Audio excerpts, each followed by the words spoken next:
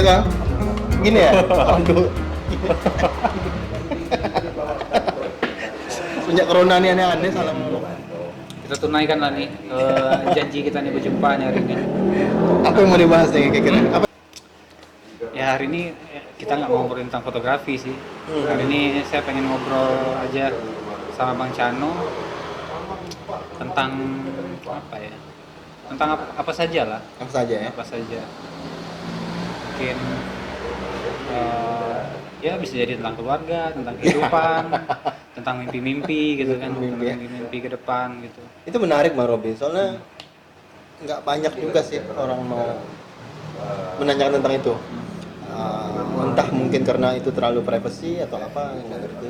Yang jelas sejauh ini ketika berjumpa orang, teman-teman lah ya, teman-teman kebanyakan ngomong tentang fotografi.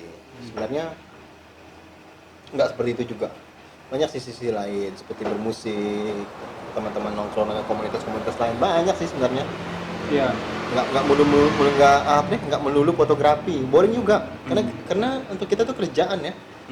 Ibaratnya Bang Robit, kita berdua nih tukang sapu halaman dinas kebersihan. Yang bertanya, Bang Robi, sejak kapan berkarir nyapu nih? Boring kan? Padahal itu dari kerjaan. Padahal basa-basi ya, udah tahu gitu ya.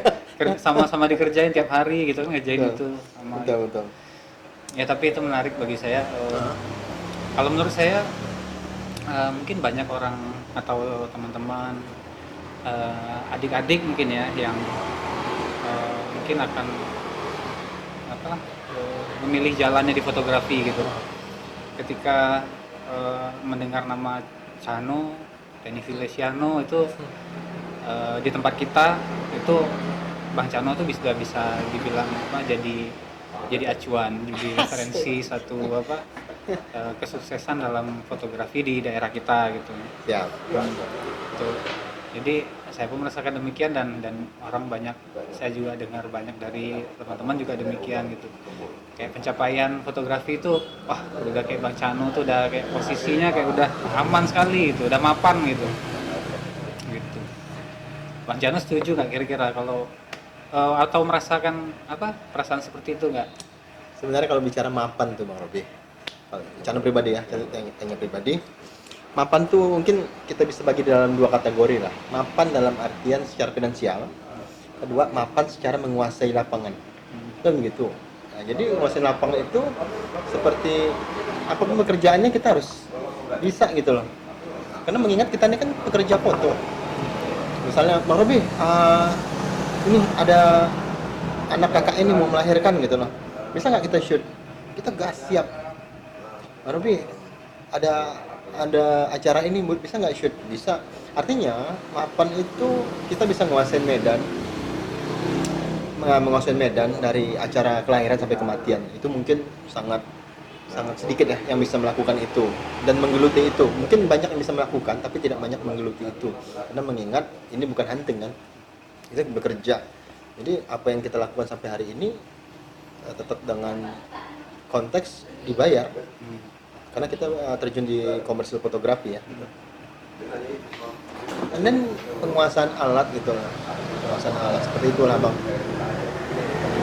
Tapi kalau bicara role model tadi ya yang ditanya, mungkin dikenal adik-adik kawan-kawan tuh agak belum merasa juga sih, tapi nggak tahu. Tapi itu perspektif orang, itu sudut pandang orang, wajar. Mudah-mudahan yang orang dengar yang baik-baik aja gitu. Positif lah, menjadi energi buat orang lain itu penting. Tapi sebelum jauh nih kita ngobrol-ngobrol, Oke. aku ada apa? Kayak kita runtut dari awal dulu karir Bang Chano. Saya pengen tanya Bang Chano, saya sempat ngelihat apa? Perjalanan karir. Masa lalu gitu. Kehidupan laut dan kapal itu apa artinya bagi Bang Chano? Kehidupan kapal dan laut tuh Bang, sebenarnya itu impian saat dulu waktu masih belum terisi banyak ya dalam artian pengalaman. Karena atuk pelaut, bapak pelaut, dan akhirnya kita terjun juga ke dunia itu gitu. Kalau bicara laut ya, kapal, wah itu cita-cita. Malu masih lagi muda Bang Robi, lagi umur 14, 15, 16, 17, 18, 19, 20, sampailah di umur 24 berhenti karena sangkut di Tanjung Pinang. Cukup Jadi- lah, cukup nggak enak. Jadi bisa jadi laut itu tuh seperti orang anak-anak ya. Ya. Anak-anak umumnya pengen jadi ini, pengen jadi itu, pengen jadi dokter, Hmm, guru, standar lah, tentara, standar. polisi gitu ya. Jadi mungkin laut bagi Bang Chano impian masa kecil ya waktu itu ya. Tapi secara psikologis saya terganggu di masa sekolah. Saya SD dulu Bang di TK Islam. Masuk ke madrasah ibtidaiyah. Terus saya pindah ke SDN Negeri 1. Habis itu masuk ke madrasah ibtidaiyah. Jadi SD itu 3 sekolah. Langsung masuk ke Sanawiyah lagi, 1 sekolah. Masuk SMA, 2 SMA. Tamat. Jadi kesimpulannya sederhana, dari kecil ternyata udah terkutuk gitu bahwa nilai akademi itu tidak mengantar kita kerja. Ya. Nilai akademi tidak mengantar saya kerja. Mungkin seperti itu ya, karena kita ngerasakan hari ini. Sampai hari ini Pak kalau ditanya masalah ijazah untuk legalisir bingung juga nggak ada. Dan akhirnya saya percaya dengan doa-doa gitu, mau jadi apalah. Dan doa saya nggak pernah berubah Robi.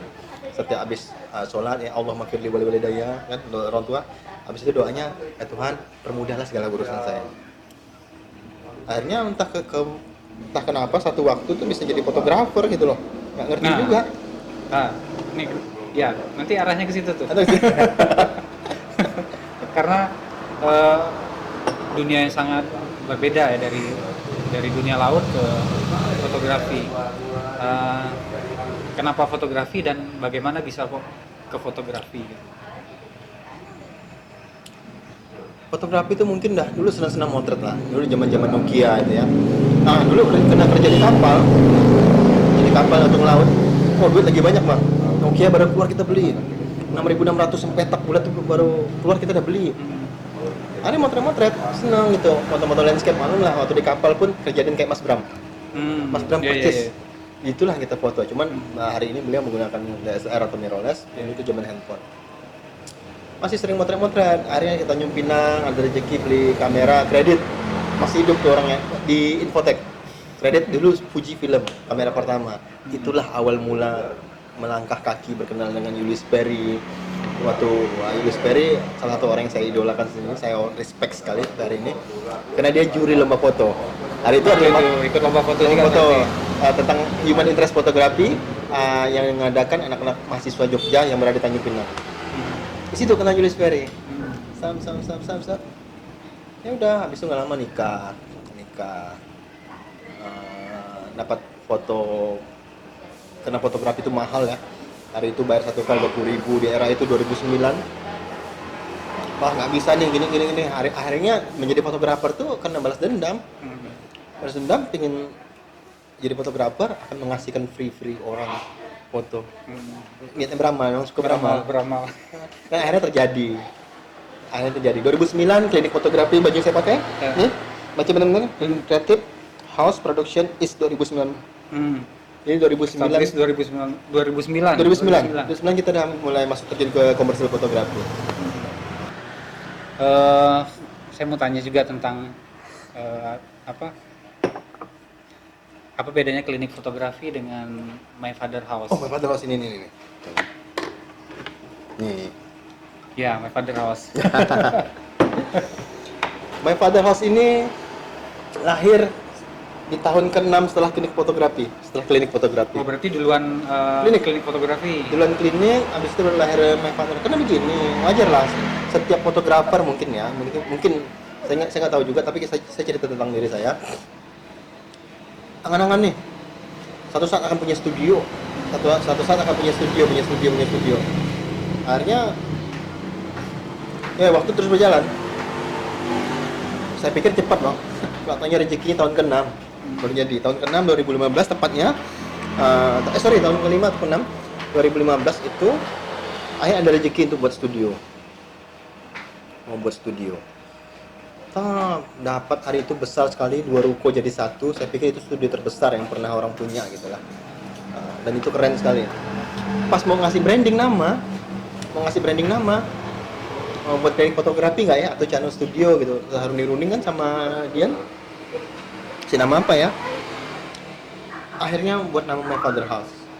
Itu terinspirasi dari dua teman kan maklum dari 2013, 14, 15 tuh udah start berjalan teman kemana-mana tuh, dapat job keluar.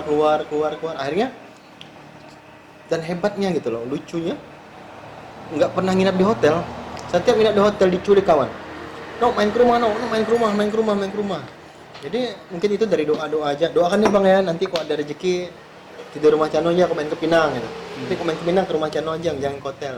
Mungkin karena itulah doa-doa itu terwujud. Akhirnya kita punya studio, nggak kita kasih nama klinik fotografi, kasih nama My Father House. Artinya rumah bapak aku, rumah bapak kau pun. Rumah bapak saya, rumah bapak kamu juga. Rumah kita bersama, seperti itulah untuk kiasannya. Jadi itulah sejarah My Father House. Jadi mungkin bisa disimpulkan kalau klinik fotografi itu mungkin jalan Bang Cano untuk merintis di komersial fotografi. Ya. Sedangkan My Father House ini semacam tempat untuk semua orang gitu. Betul, art forum. Tempat untuk semua orang, atau bisa jadi kayak dedikasi Bang Cano kepada lingkungan lah. Lingkungan dan kawan-kawan. Dan kawan-kawan Dan gitu. kawan-kawan. Ini takut bang, nanti kita meninggal tak ada yang datang. Nah itu dia. Ya minimal kita punya kawan-kawan ramai lah, punya kawan-kawan ramai. Kan maklum, kawan-kawan travel itu ya, travel. Kalau datang kan pasti nyari hotel murah, makan murah di mana, itu susah tuh. Makanya kita buat seperti itu. Selagi masih mau nyaman, tempat tuh nyaman, nginep di situ. Selagi ada saya.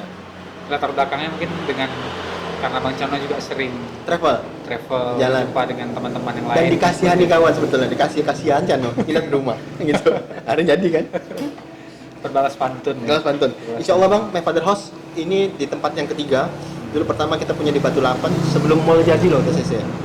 2015. Akhirnya kita pindah di 2017, 16, 17, 18 kita ngontrak 3 tahun di daerah Kampung Jawa. Kita satu rumah kita kontrak jadi, dan akhirnya vakum dulu karena rumah itu dalam renovasi, dan sekarang alhamdulillah ada rezeki beli tanah di daerah Tuapaya, di tempatnya Manto sama Buriang gitu. Mana Manto? Kita beli di situ dan akhirnya kita bangun. Tahun ini start 2020 kita start bangun, dan 2021 insya Allah kita tunaikan jadi.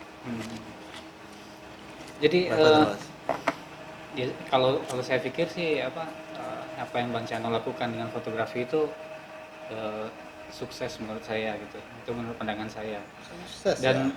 apakah Bang Cano setuju kalau ada yang bilang kalau apa yang Bang Cano capai itu karena keberuntungan kah, atau emang sebuah hal yang direncanakan, atau bagaimana menurut Bang Cano? Lucky atau beruntung, miracle atau mukjizat. Mukjizat tuh mungkin setelah mendapatkan ya. Miracle itu mukjizat atau dihijabah itu setelah berdoa. Artinya begini, kalau masalah beruntung, saya termasuk orang yang kurang percaya juga sih bang. Semua apa yang orang lakukan itu selalu ada usaha di awal, dan kita nggak pernah tahu meninggalkan rekam jejak kita itu sejauh apa. Yang kita buat mungkinlah kebaikan atau apa, mungkin jasa yang mungkin orang tak bisa balas atau apa, dibalas lewat doa. Ya akhirnya mungkinlah menjadi seperti ini. Jadi kalau bilang beruntung, saya pikir enggak lah. Semua ada proses bang. Semua ada proses. Nggak mungkin tiba-tiba ya. Nggak mungkin tiba-tiba. Menurut Bang Robi? Sepakat nggak gitu? Ya, kalau saya lihat, saya kan tahu juga beberapa cerita dari Bang Cano itu kan secara karena memang nggak ada yang didapat tuh dengan instan gitu. Dengan instan, betul. Ada prosesnya, dan saya juga dengar cerita Bang Cano berproses gitu. Kalau menurut Bang Cano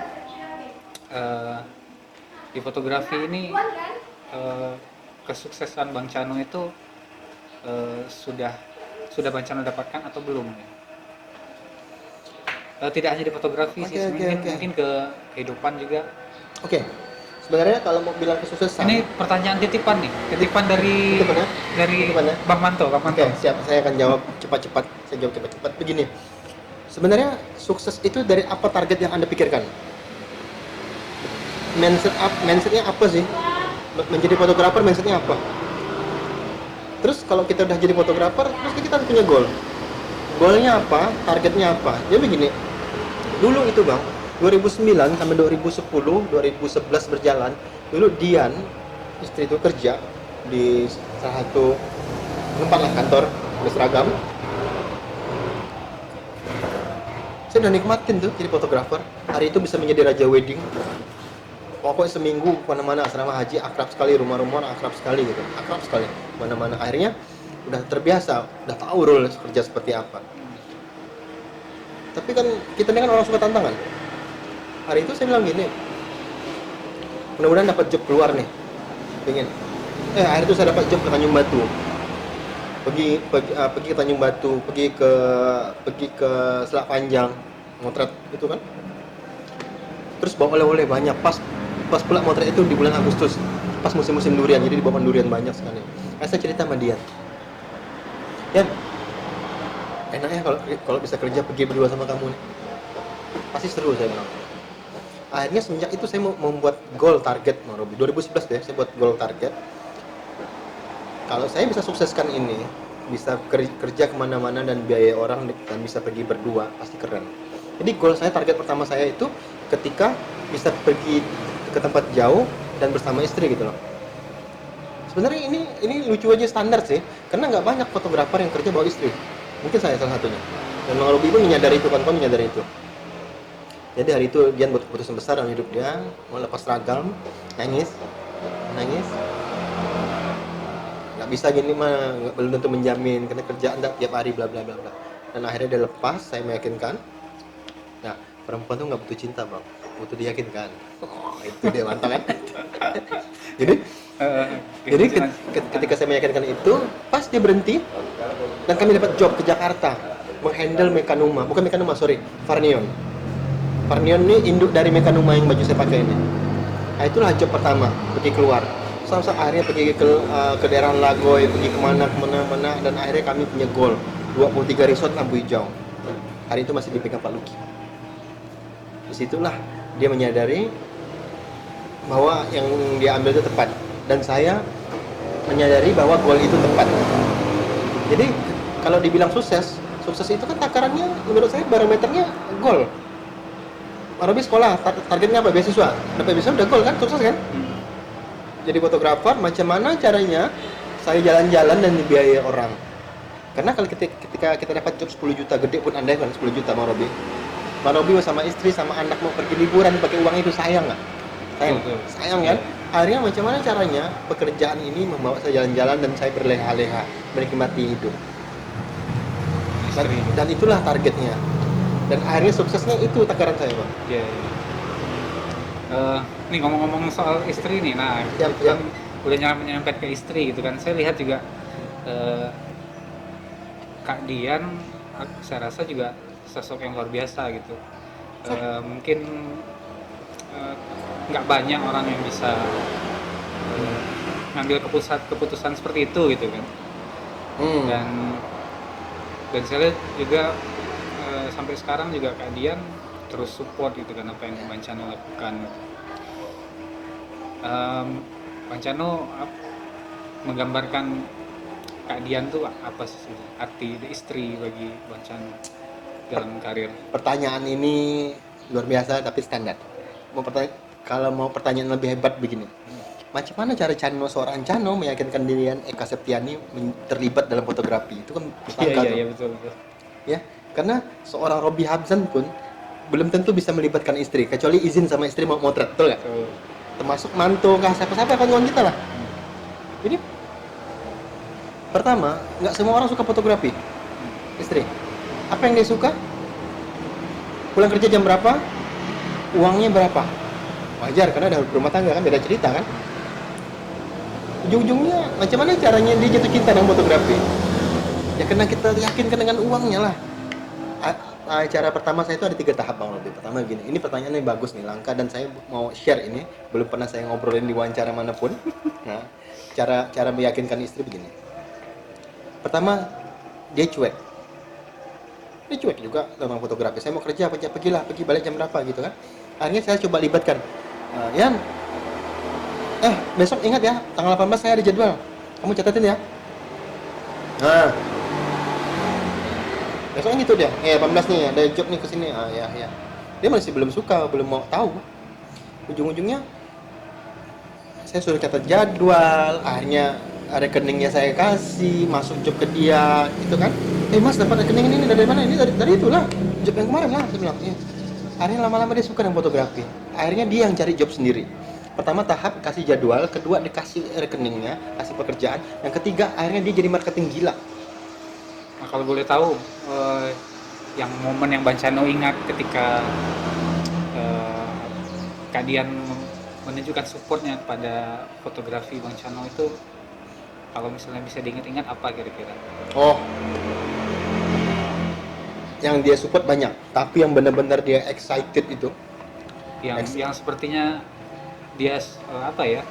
Mungkin sudah paham gitu apa yang Bang Chano maksudkan gitu kan. Iya. Awalnya kan mungkin ya dari Bang Chano cerita tadi mungkin dia belum teryakinkan, dan pelan-pelan Bang Chano coba yakinkan, dan momen yang Bang Chano ingat ketika dia itu seperti sudah oke, aku bersamamu gitu. Siap.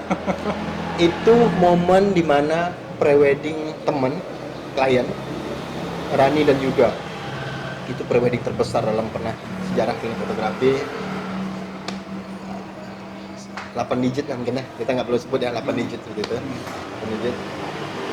Di era itu terbesar Bang, dan uangnya full untuk dia. Dan dia akhirnya tahu gitu, oh ongkos cetak sekian, frame sekian, ini sekian, ini sekian, ini sekian. Wih banyak nih mas, banyak nih, lebih nih. Bawa kru sekian banyak.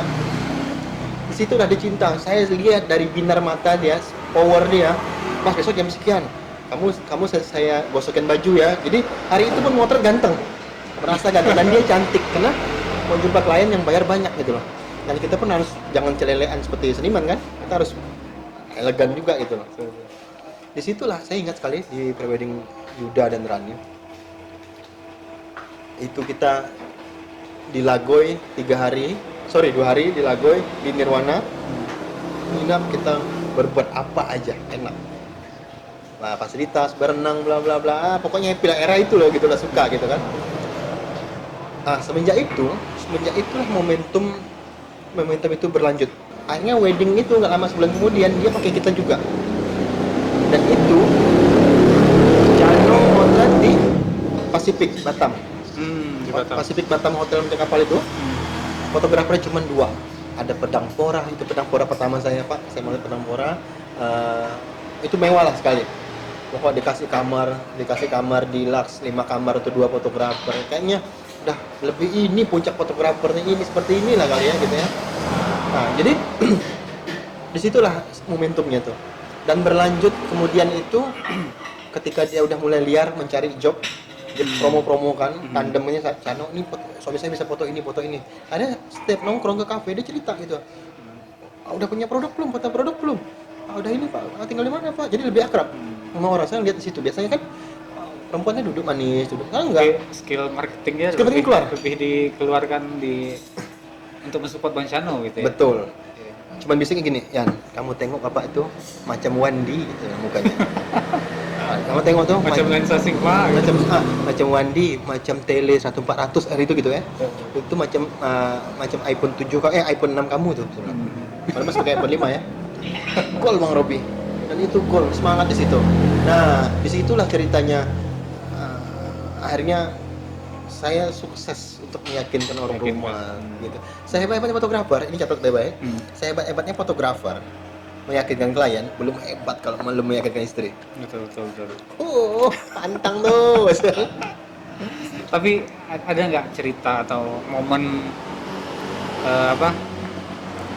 momen ketika Bang Chano memang bersama keluarga ya, istri Kak Dian, itu momen yang paling mungkin nggak bisa dilupakan, momen struggle ketika berjuang di titik bawah misalnya, yang paling Bang Chano ingat apa? Saya ingat ada pernah dengar cerita itu tentang Honda Jazz itu.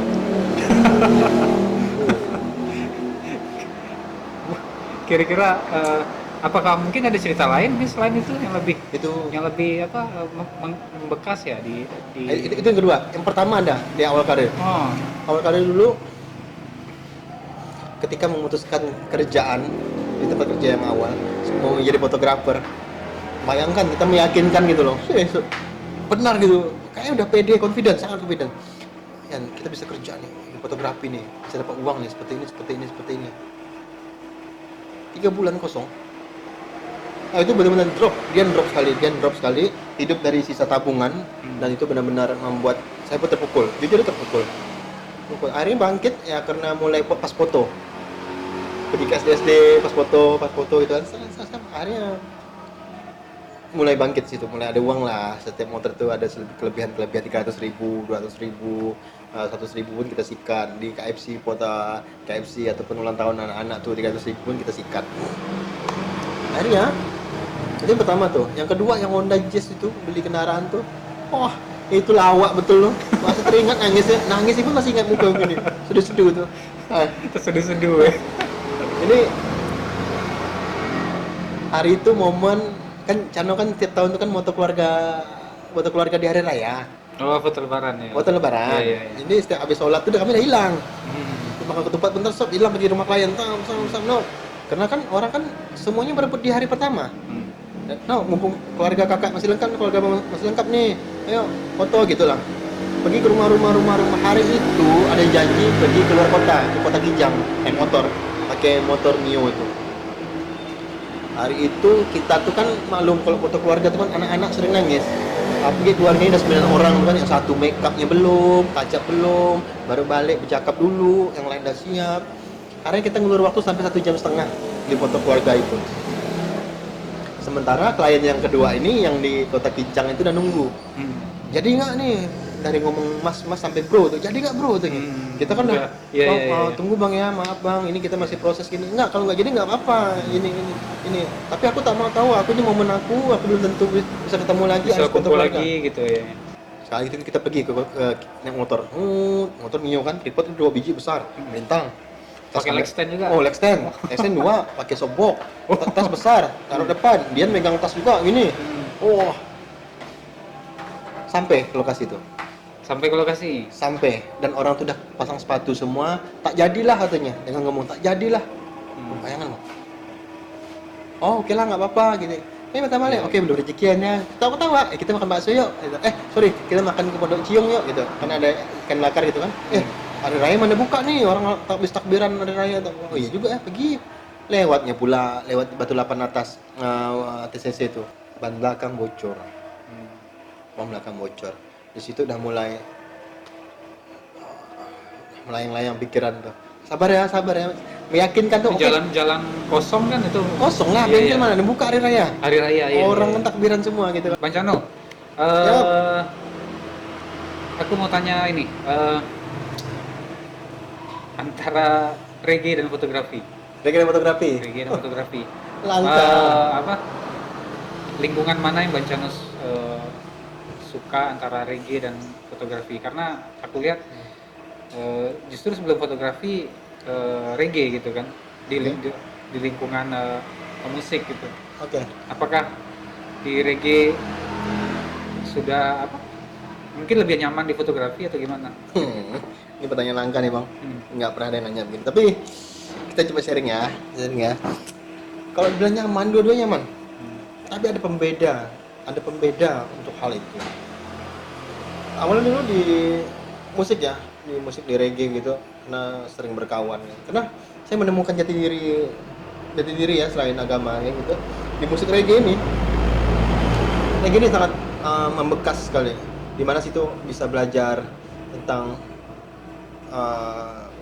menjaga sahabat, menghargai sahabat, berkawan, cintai alam. Jadi kan saya setiap ulang tahun bang tanam pohon. Itu kan dapat dari lagu Joe Melomud itu, salah satu idola saya. Sayangilah bumi mulai hari ini, sayangi bumi mulai hari ini gitu. Kalau kamu nyanyikan 2020 pun hari ini juga gitu loh. Artinya go green, macam mana jangan buang sampah di pantai, karena kita menikmati pantai, kita bertelanjang kaki di situ. Nggak ada tempat yang paling aman selain di pantai untuk bertelanjang kaki. Tapi macam mana kok ada beling, ada apa gitu loh. Tapi cuma di pantai bang. Artinya gini, reggae mengajarkan saya banyak dan akhirnya saya memutuskan mengambil kesimpulan reggae itu jalan hidup selain agama saya Islam, dan fotografi itu adalah cuma pekerjaan dan itu bukan hal yang luar biasa. Fotografi tidak eksklusif. Justru saya mengubah pola pikir fotografi itu menjadi inklusif. Saya menerima. Jadi setiap kita tampil kepada orang, kita datang kepada orang tampil bukan, saya selalu marah, saya selalu bilang sama kru, saya selalu ingati sama istri juga, ketika kita tampil ke depan klien atau depan orang, jangan pernah show off kemampuan kamu. Datanglah diri ini sebagai belajar. Jadi itulah yang membuat kita mungkin rendah hati, Bang. Ketemu orang tuh selalu belajar, jangan mau show off. Orang tahu kita punya kemampuan itu. Orang tahu, gue tahu lu punya kemampuan itu, tapi kenapa lu bersikap rendah seperti ini? Selalu sopan dan menjaga itu. Ya karena gini, daripada kita udah show off dan kita salah, memalukan. Lebih baik ketika orang hanya minta seperti ini, ternyata kita buat lebih, orang akan kagum, Bang. Orang akan ingat, disitulah marketing yang baik dan akan jadi catatan baik untuk orang di hati dan di kepala di teman. Dan dia akan promokan ke orang lain. Pernah lihat brosur saya hari ini? Sampai hari ini? Nggak pernah. Orang bertanya, motor sama Cana itu berapa sih? Nah, itu pertanyaan yang nggak pernah saya jawab. Jadi bisa dibilang apa ya? Tapi nggak tahu Bang Chano setuju atau enggak. Kalau reggae itu kayak tempat Bang Chano ditempa, kayak jadi madrasah gitu Bang Chano gitu ya. Kemudian fotografi itu sebagai karir di Siap, situ. siap. Di reggae itu saya mungkin tempat saya bersosial, Bang. Tempat saya bersosial, saya berkumpul sama orang-orang tanpa memandang siapa gitu loh. Di situ yang membuat saya tuh jadi lebih mau ngobrol sama orang, terbuka, open mind, siapapun, anak-anak pun dengan orang dewasa pun kita bisa menempatkan diri. Karena kita punya tanam sifat sederhana itu. Gak pernah tuh lagu reggae kita bicara tentang dendam, basmi, hancurkan, nggak pernah. Sayangi kawan, indahnya dunia ini, jagalah matahari. Walaupun patah hati tapi lagunya tetap Dinyanyikan beramai-ramai dan orang joget. gembira. Bayangkan orang merayakan patah hati dengan berjoget. Jadi kita dengan reggae itu tenang, Bang. Iya. Makanya fotografi seperti itu juga, seperti hanya jembatan kendaraan gitu loh. Kendaraan untuk ya menyambung hidup. Awalnya mencoba melacurkan diri ke situ, akhirnya kita menjadi satu profesi yang luar biasa. Saya mungkin salah satu orang yang meracuni saya dengan reggae, mungkin Bang Chano nih. Pertama kali saya dengar lagu reggae itu masuk ke mobil Bang Chano, wah langsung atmosfernya beda nih. Ada apa dengan reggae ini? Gitu ya? Gitu ya. Ada apa? Semacam energi ya dari reggae. Cara Cano menilai seseorang, salah satunya lihatlah playlist musik dia yang dia dengerin tuh kena. Ini bener nih, orang ini pemikir, orang ini penulis, mungkin orang ini melo, orang ini kasar, orang ini apa, kita bisa baca. Masuk ke mobilnya dengar playlistnya itu ya. Ya, kita tahu orang ini happy, have fun nih orang ini. Jadi cara mengukur orang tuh salah satunya dengan lihat playlist musiknya, Bang. Kita bukan bilang musik yang lain tuh nggak bagus ya, tapi kan kita mencari yang sama energi. Mewakili kepribadiannya mungkin ya. Kita nyari yang sinergi, kalau sinergi enak aja, Bang, enak sekali. Oke Bang Chano, mungkin untuk sesi ini kita sambung lagi ya kan, lain waktu ya. Tapi ada lagi nih, penutup mungkin. Pencapaian Bang Chano, kira-kira hal apa yang Bang Chano belum capai, yang Bang Chano rasakan belum Bang Chano capai sampai sekarang? Terserah lah, misalnya dalam fotografi kah atau tentang kehidupan. Berat nih. Saya pernah punya cita-cita, itu sangat-sangat tertanam dari zaman kita sekolah ya, dari TK Islam, dari madrasah sampai ke sanawiyah, sampai masuk ke perguruan tinggi aliyah. Apa itu? Kita kan sering dengar cerita tentang Isra Mi'raj Nabi kan. Cita-cita saya tuh pengen ke Baitul Maqdis, Bang. Saya pengen ke Yerusalem, ke Al-Aqsa. Saya pengen lihat kiblat pertama umat muslim. Oh iya, dengar-dengar kemarin udah mau ada jalan mau pergi ke Al-Aqsa gitu ya. Cancel.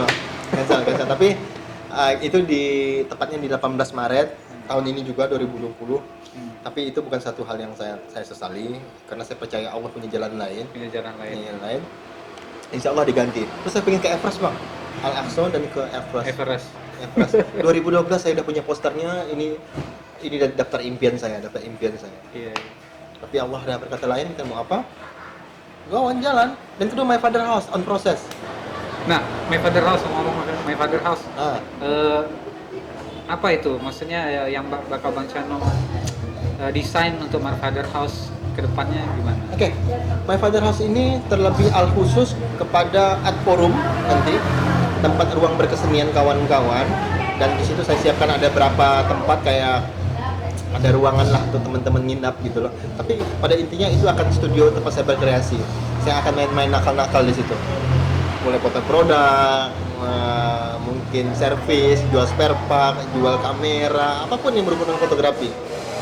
Dan yang kedua, itu akan menjadi satu barometer bahwa kita harus punya ruang berkesenian. Dan itu dibuat oleh orang sipil seperti saya, dan saya akan wujudkan itu. My Father House hadir dulu sebelum My Mother House. My Mother House itu berikutnya, itu entah kapan-kapan, itu udah dalam planning saya. Kenapa ada My Father House, ada My Mother House. My Mother House ini saya akan membuat itu rumah singgah untuk umur tua saya.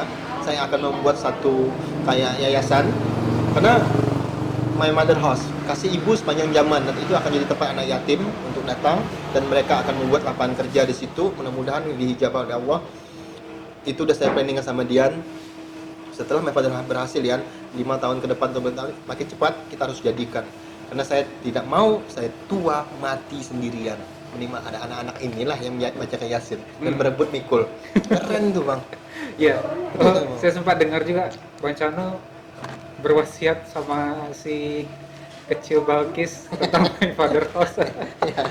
Selain apa? Selain jangan jadi fotografer, nah ada pesan pesan untuk Balkis nih, saya dengar juga tentang My Father House.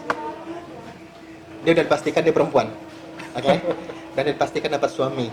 Ya. Saya tidak akan manjakan dia. Dengan My Father House ini yang saya tinggalkan, mungkin prosesnya udah bagus, udah jalan menjadi satu perputaran ekonomi uang mungkin ya. Mungkin kalau jadi bisnis bagus, insya Allah ditangani orang.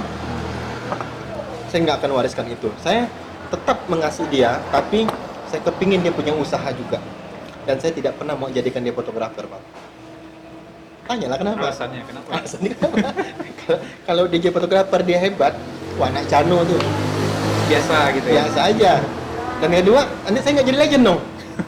Iya kan nggak jadi legend dong. Anak itu lebih hebat dari bapak dia. Allah Akbar. Jangan. Intinya biarkanlah dia berusaha, biarkan dia bekerja keras, bahwa kehidupan ini terus berjalan. Biar dia temukan jalan dia sendiri. Dan dia harus ingat bahwa My Father House ini adalah satu hal yang luar biasa di era ini. Saat dia kecil sudah dipikirkan oleh seorang Tenny Feliciano untuk menghidupkan itu. Jadi bisa jadi sebagai amanat untuk dia lah. Ya, aman itu, dan disaksikan oleh Bang Robi, kawan-kawan semua yang hadir di situ. Udah panjang umur ya. Ini banyak umur sampai boleh Gunung Sinabung masih meletus tuh sampai berapa tahun. Tak Faisal ada apa tidak tadi.